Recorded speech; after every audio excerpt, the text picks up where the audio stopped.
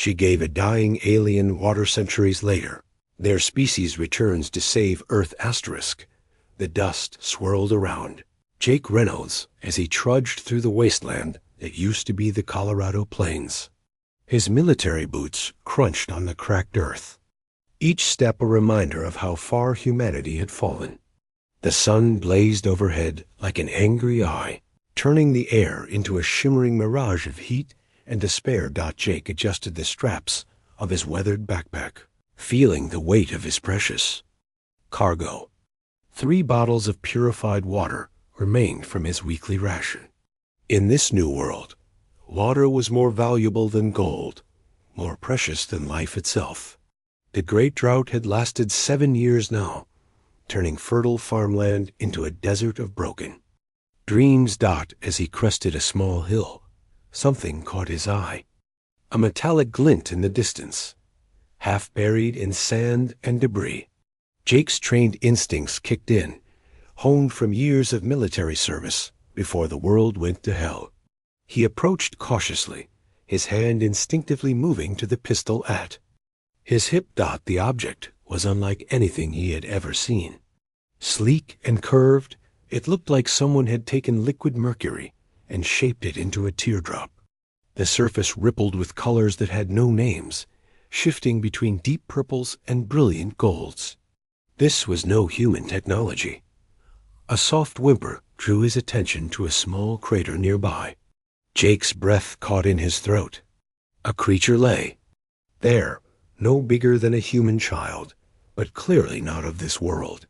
Her skin was a pale blue-green, smooth as polished stone, and her large eyes were the color of amethyst. Strange patterns of silver traced across her arms and face like living tattoos. She was dying. Jake could see it in the way her chest rose and fell in shallow, desperate gasps. Her lips were cracked, her eyes sunken.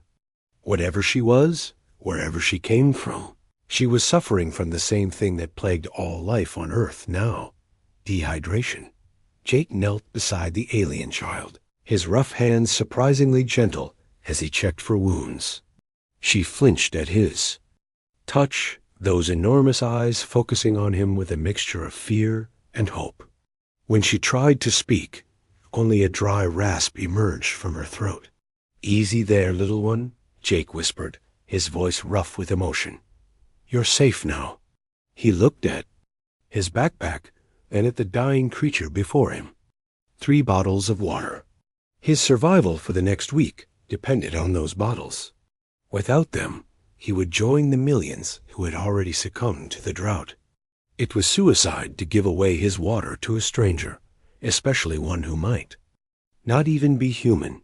But as Jake stared into those pleading eyes, he saw something that transcended species. He saw suffering. He saw a child who needed help.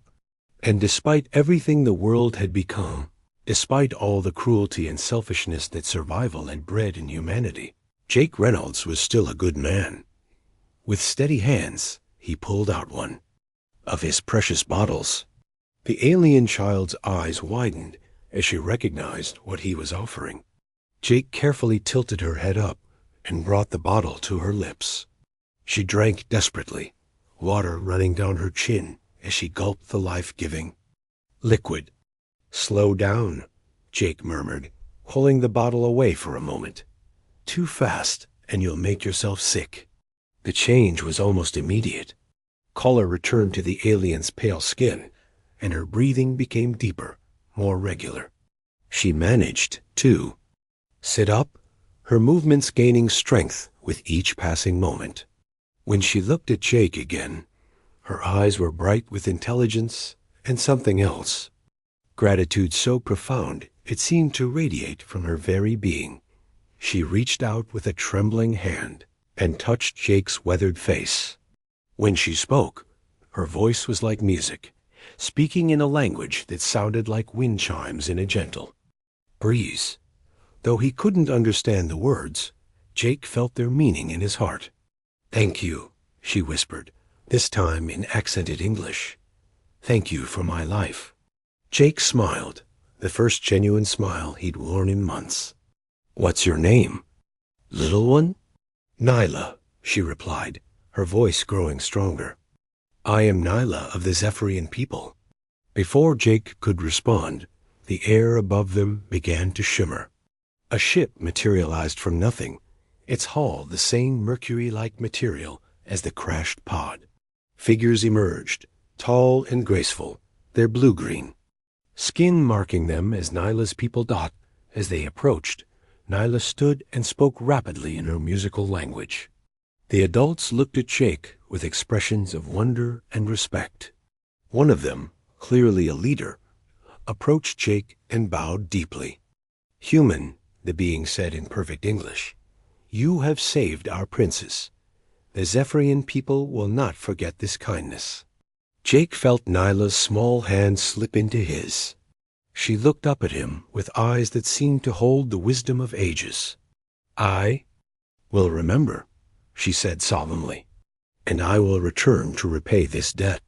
As the aliens departed, taking their rescued princess with them, Jake watched their ship disappear into the endless blue sky. He had 2 bottles of water left, maybe enough for 5 days if he was careful. But somehow he felt richer than he had in years. 20 years had passed since that encounter in the wasteland, and Jake Reynolds had almost convinced himself it was a dream. The world had changed, but not for the better. The great drought had ended, but it was replaced by something worse. Acid rains fell from poisoned skies, and strange storms brought lightning that burned with unnatural colors. Jake stood on the scaffolding of a half-built apartment complex, his construction crew working beneath him like ants. At 45, he was still strong, his body hardened by years of manual labor. Gray streaked his dark hair, and lines mapped the story of his struggles across his face. He had survived when millions hadn't, but survival had come at a cost. The foreman's radio crackled to life. Jake, you need to see this. Something's happening downtown. Jake climbed down from the scaffolding, his boots ringing against the metal. Through the skeletal framework of the building, he could see the city center. A massive crowd had gathered, their faces turned skyward. Above them, the air shimmered with the same distortion Jake remembered from decades ago. Ships descended from the clouds, their hulls gleaming like liquid metal. They were beautiful and terrible, clearly not of human design. Panic spread through the crowd like wildfire, people running in all directions as the alien vessels touched down in the central plaza. Jake's heart pounded as memories flooded back. Nyla's face, young and desperate, drinking from his water bottle. The promise in her eyes as she was taken away. Had she kept her word? Had she really come back? The government's response was swift and predictable. Military vehicles surrounded the plaza, soldiers taking defensive positions. News crews pushed through the chaos, their cameras capturing humanity's first official contact with an alien species. The world held its breath. Jake abandoned his work site and pushed through the crowded streets toward downtown. Something deep in his chest pulled him forward, a feeling he couldn't name but couldn't ignore. As he got closer to the plaza, he saw them. Tall, graceful figures with blue-green skin and silver patterns tracing their arms. Zephyrians, they stood in a perfect circle around their ships, their posture neither aggressive nor submissive. They waited with the patience of beings who had lived far longer than any human. At their center stood a figure that made Jake's breath catch. She was beautiful beyond description. No longer the frightened child he had saved, but a woman in full bloom. Her blue-green skin had deepened to the color of ocean depths, and her silver markings had grown more intricate, forming patterns that seemed to shift and dance in the light.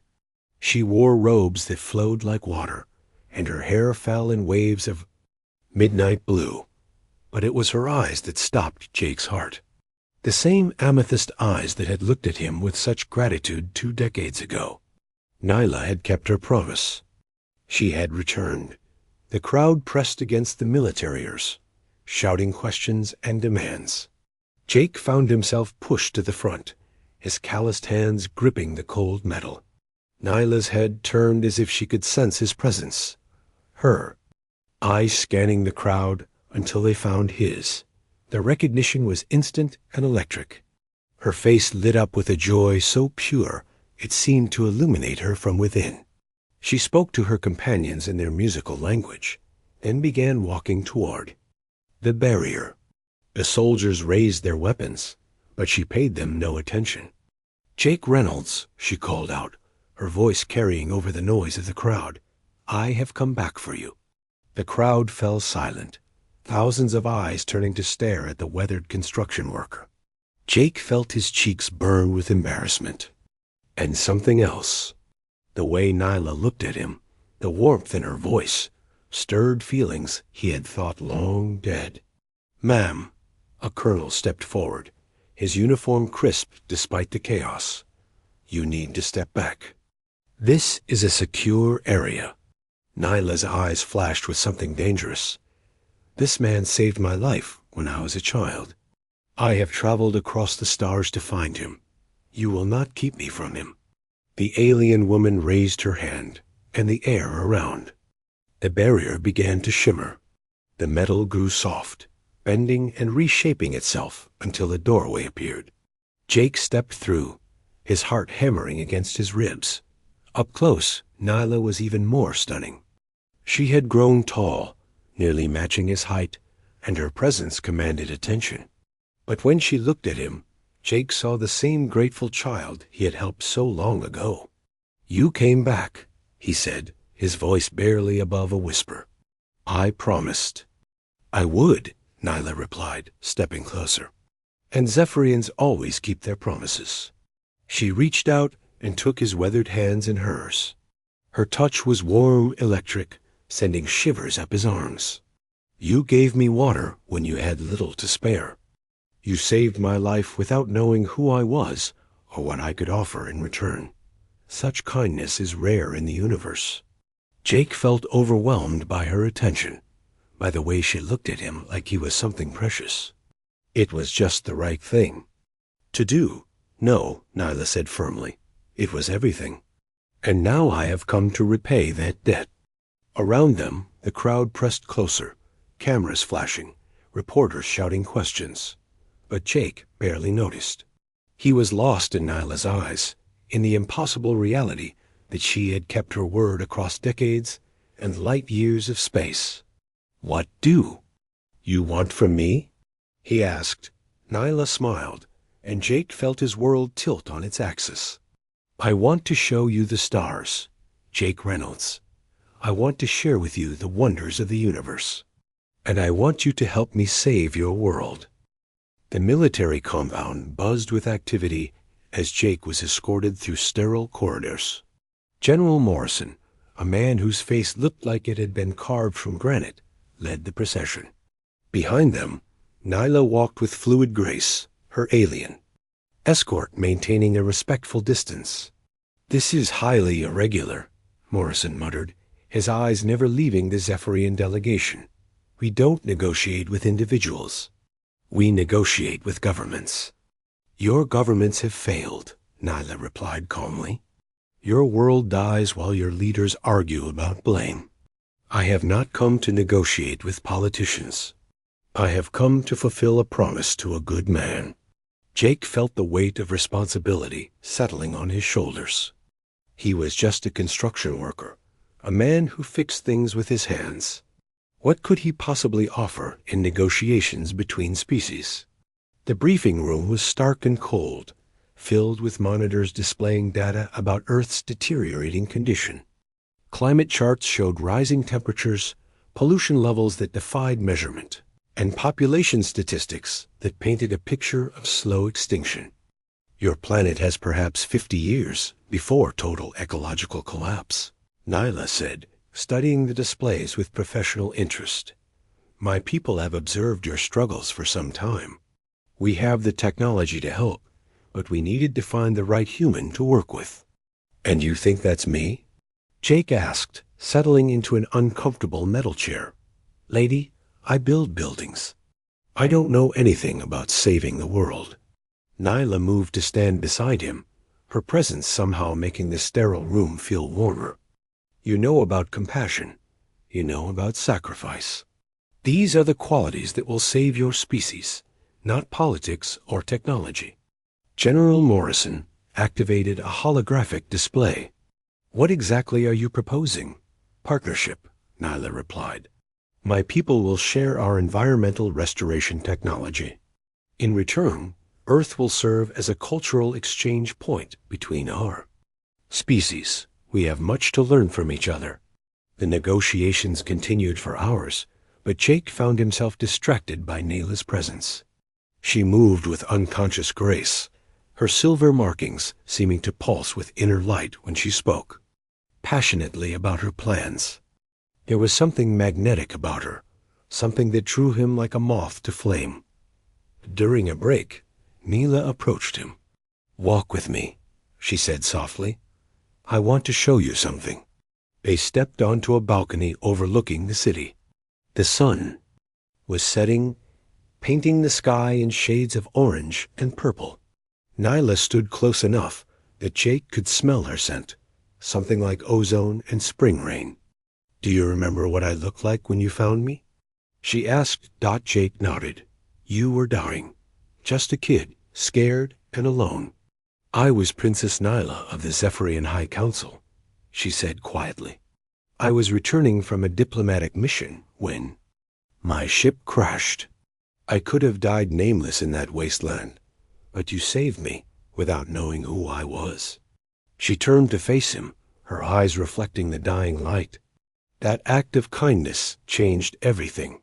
When I returned to my people, I told them about the human who shared his water with a dying alien child.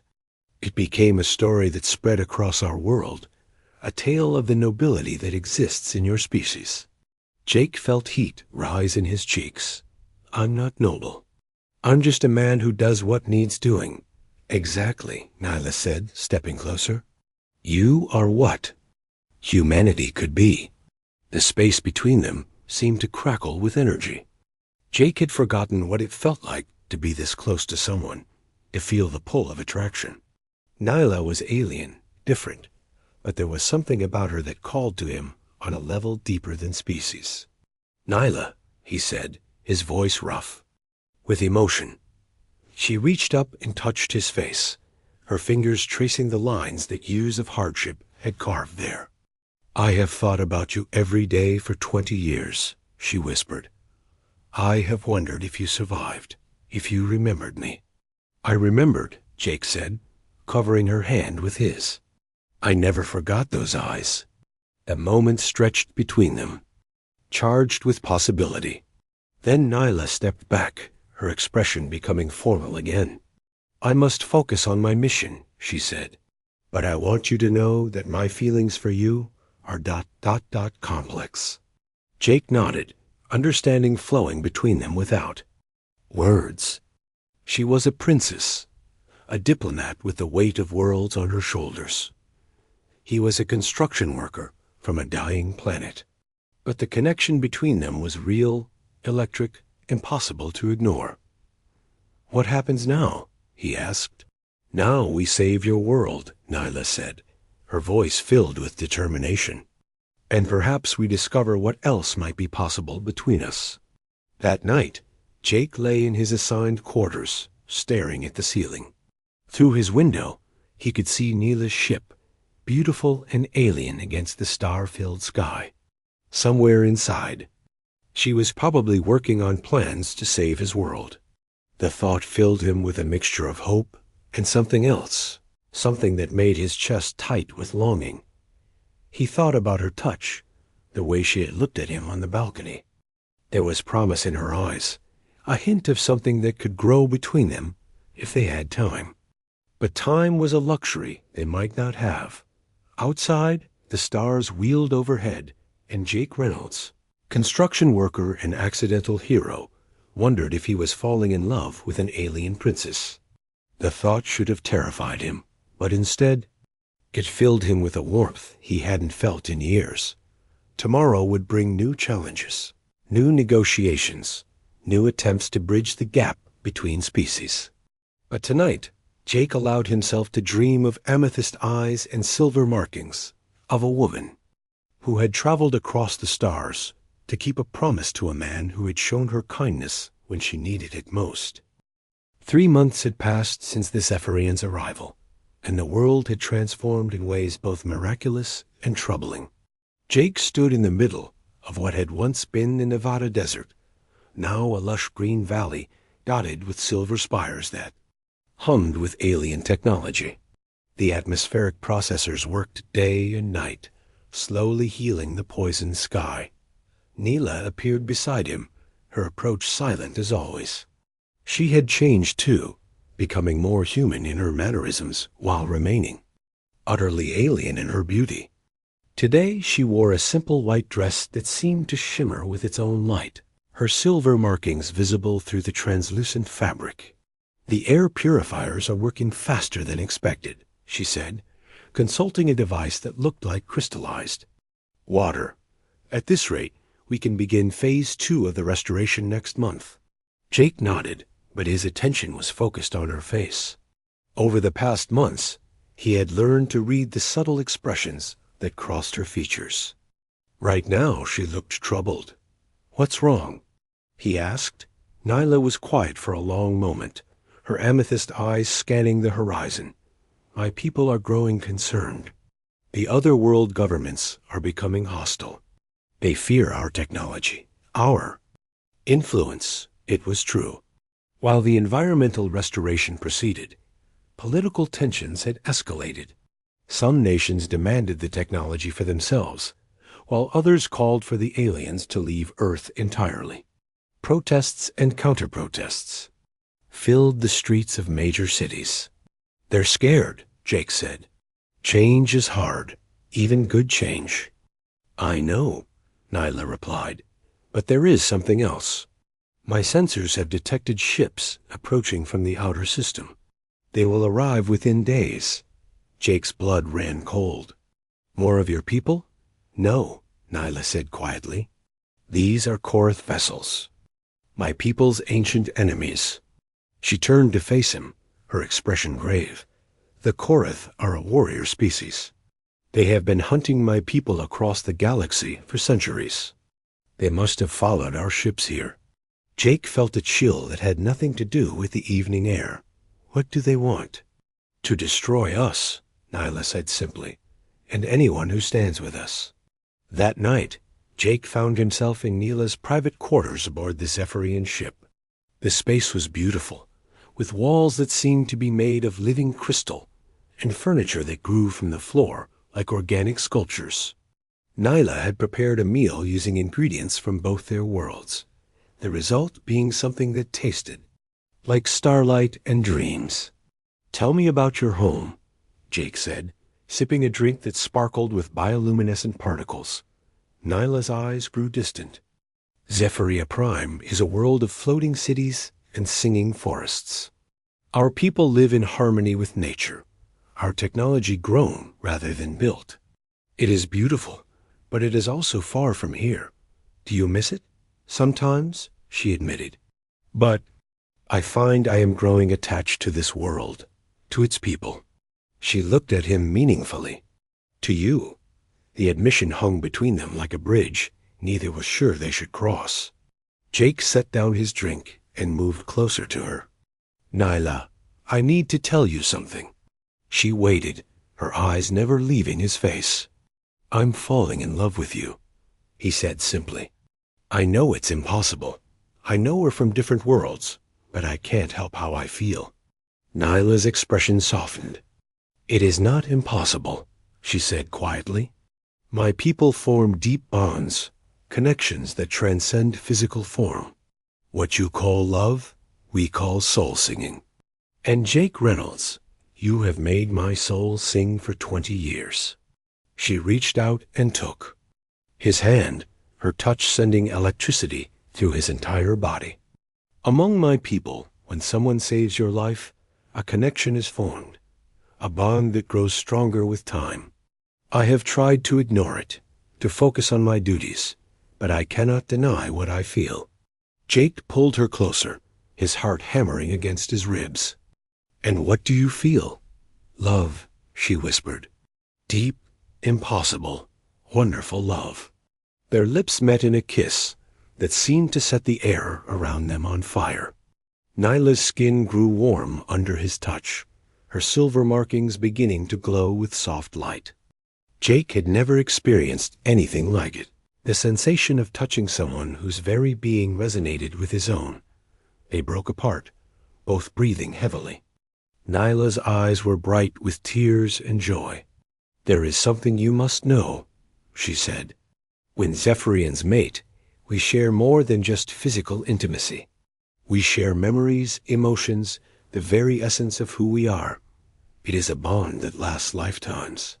Jake cupped her face in his hands, marveling at the way her markings pulsed with inner light. "Are you asking me to bond with you?" "I am asking if you would want to," she replied, "knowing that it would change you, change us both. We would be connected in ways your species has never experienced." Jake thought of his life before meeting Nyla, the loneliness, the simple routine of work and survival. Then he thought of the past few months, of the way she made him feel alive in ways he had forgotten were possible. "Yes," he said without hesitation. "I want to be with you, whatever that means."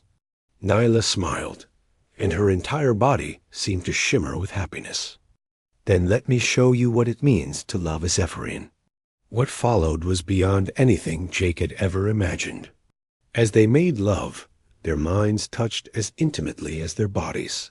He experienced her memories, her childhood on a world of impossible beauty, her loneliness as a princess who had never found her equal. She felt his struggles, his years of hardship, his deep well of compassion that had driven him to help a dying alien child.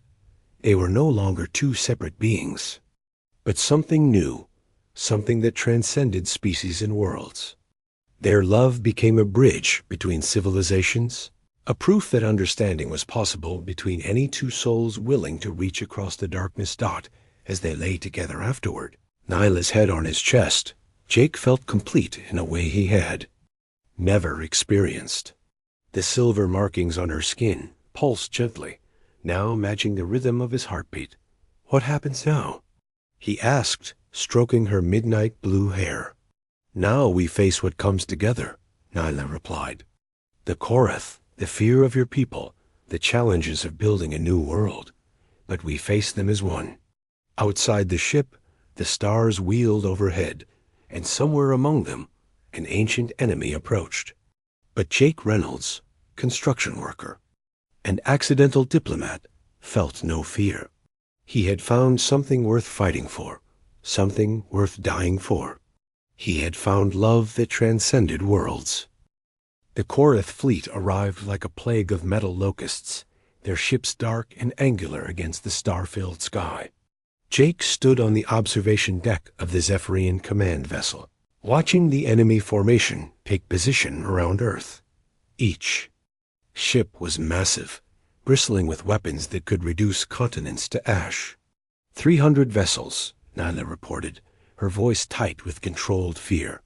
"They've brought a full war fleet." Jake wrapped his arms around her, feeling the tension in her body. Over the past week, their bond had grown stronger, their connection deeper. He could feel her emotions as if they were his own, the weight of responsibility she carried for both their peoples. "Your ships can't match that," he said quietly. "No," Nyla admitted. "We are explorers and diplomats, not warriors. We have, perhaps, 50 vessels, and most are science ships." The communication array crackled to life, and a voice like grinding stone filled the command center. The Korath commander spoke in their harsh language, but the translation was clear enough. "Zephyrian filth," the voice snarled. "You have corrupted another world with your weakness. Surrender now, and we will make your deaths quick." Nyla stepped forward, her spine straight with royal bearing. "This is Princess Nyla of the Zephyrian High Council." Earth is under our protection. Withdraw, or face the consequences. The Korath commander's laughter was like breaking glass. You threaten us with humans? These primitive creatures who poison their own world? They will make amusing slaves. The transmission cut off, leaving the command center in tense silence. Jake could see the fear in the eyes of the Zephyrian crew, the way they looked to their princess for guidance. But Nyla stood firm, her silver markings glowing with inner fire. Prepare for battle, she commanded. All ships, defensive formations. We will not let them harm Earth. The next few hours were a blur of preparation and terror. Jake found himself in the strange position of being humanity's unofficial representative in an intergalactic war. Earth governments had finally put aside their differences, united in the face of extinction. As the battle commenced, Jake watched through the viewports as streams of energy crossed the void between opposing fleets. The Zephyrian ships moved with graceful precision, their weapons creating beautiful patterns of light. But the Korath fought with brutal efficiency, their dark ships advancing like a tide of death. One by one, the Zephyrian vessels began to fall.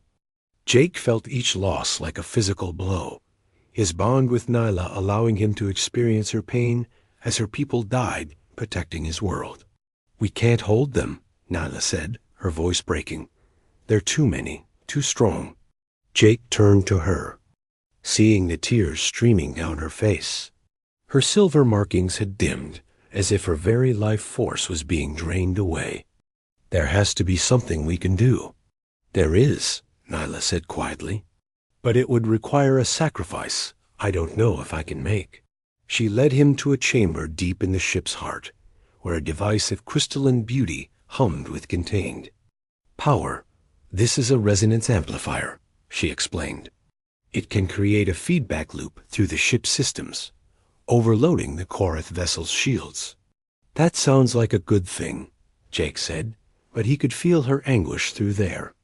Bond, it would destroy this ship, Nyla said, and everyone on it, including us. Jake stared at the device, understanding flooding through him. You're talking about a suicide run. I'm talking about saving both our worlds, Nyla replied. The Korath fleet is concentrated here, around Earth. If we can destroy their command ship, the rest will retreat. It's the only way. Jake felt the weight of the decision settling on his shoulders. He thought of the Earth below, of the billions of people who didn't even know they were under attack. He thought of the Zephyrian crew, young beings who had come to help humanity and were now dying for that choice. Do it, he said simply. Nyla stared at him in shock. Jake, you don't understand. We would die. Both of us. I understand perfectly, Jake replied, taking her hands in his. You saved my world once with your technology. Now we save it together with our lives. Tears flowed freely down Nyla's face. But our bond, our love, everything we could have been, will live on, Jake said firmly. In the peace between our peoples, in the future we're making possible. That's worth more than any individual life. Nyla nodded slowly, her royal training asserting itself. You're right. We must do what is necessary.